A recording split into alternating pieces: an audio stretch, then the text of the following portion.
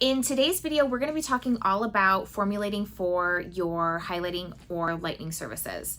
So when we're talking about formulating and we're talking about understanding how to formulate, first we have to talk about the lightening process.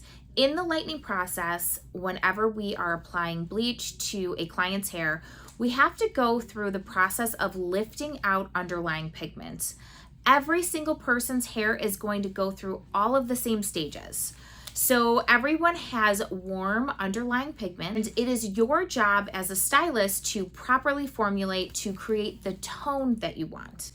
Now, when we are actually creating tones for our pre-lightened hair, we sometimes may have to do a pre-toner and then tone on top of that. So depending on what your desired result is, we want to make sure that we are actually formulating in the right way. So first we're going to talk about formulating for the level. So many people do not tone on level. So whenever we're formulating, we really do have to understand our underlying pigments. And we have to know that if we are lifting, we can only tone to the level that we lifted to. So if your client's hair is pretty orange, which this is a level 7, you have to tone at a level 7.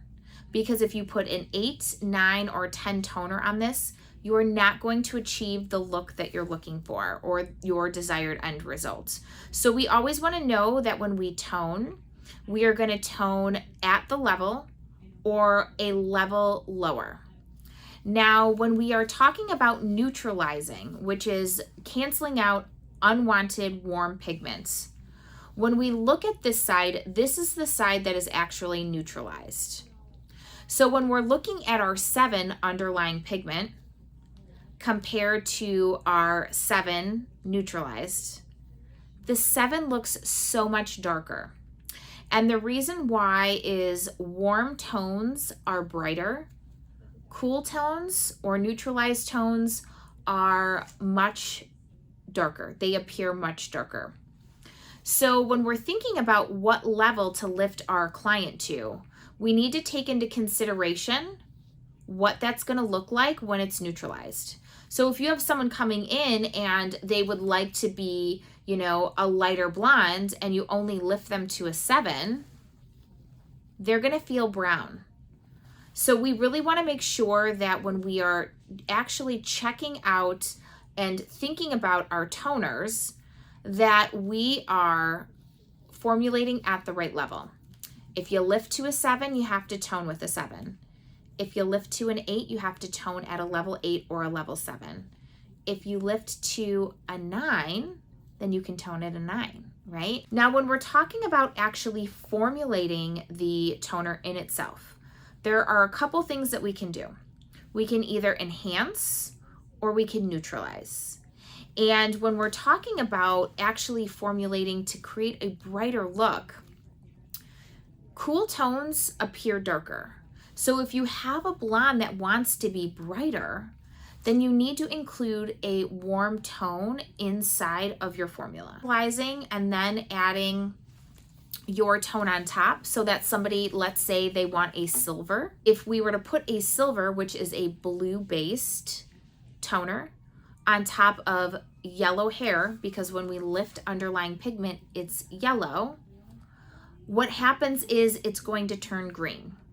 So we need to cancel and neutralize out the yellow before we can apply the cool toner. So that is what a double toner looks like. It's canceling out the warm tones, and then it's depositing the color on top that you would like.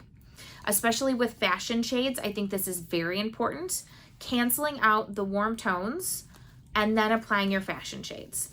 So when we're thinking about toning, we need to think about a couple things. Does the client want to be bright? Because if they want to be bright, using just a straight ash is not going to get the end result that you want. Did we lift to the level that we needed to in order to get the actual tone and level that the client wants? If somebody wants a silver and you only lift them to a level 8, you're not going to get the silver that you're looking for. This is a strategic process. So when we're talking about the color wheel and we're talking about formulating, complementary colors cancel each other out. And what a complementary color is the color directly on the opposite side of each color. So when we're thinking about formulating, we're thinking about neutralizing.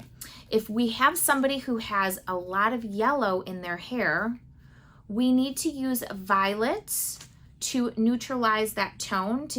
Now there's a couple things we can do. We can enhance and we can neutralize.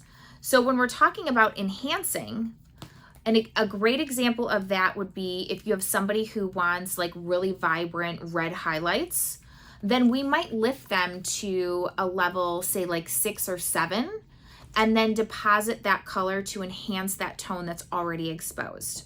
So when we're talking about doing more like fashion shades or doing reds, we don't want to lift them up too high because then the tone is not going to last. It will wash out, most likely to blonde. And there's already that tone in the hair to support the color that you're trying to achieve. So when we're looking at our color wheel and we're looking at all the different colors, there are so many different options when it comes to toning. We need to think about the brightness, we need to think about the level, and we also need to think about the end result. When we think about those things, we start really experimenting and doing color swatches and seeing all of the options. It really is really very helpful. But I would say number one rule is make sure you tone on level. And make sure that you lift, make sure you lift to the appropriate level and then tone.